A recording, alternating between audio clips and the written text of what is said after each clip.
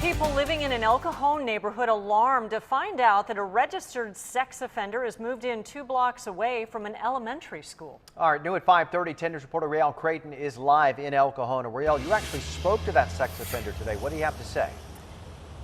Yeah, I did by phone and by text. He left many angry text messages that upset that we were doing this story. This is the image of him that has been plastered all over the trailer park that he lives in. It says, "Keep your kids under strict watch."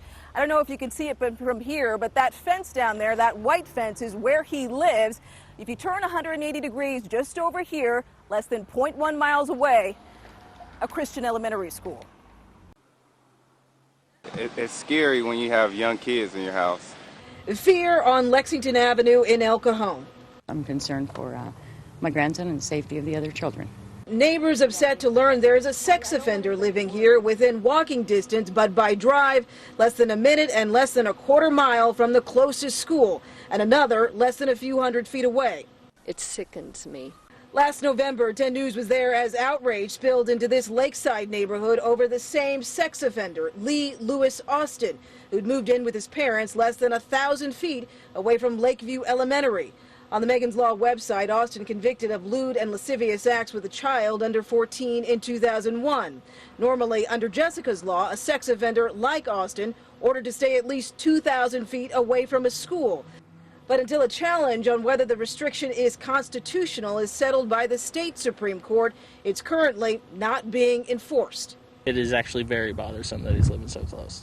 10 News received this anonymous email, name only, concerned citizen about Austin's relocation here on Lexington. Until they hear the whole story, they're overreacting.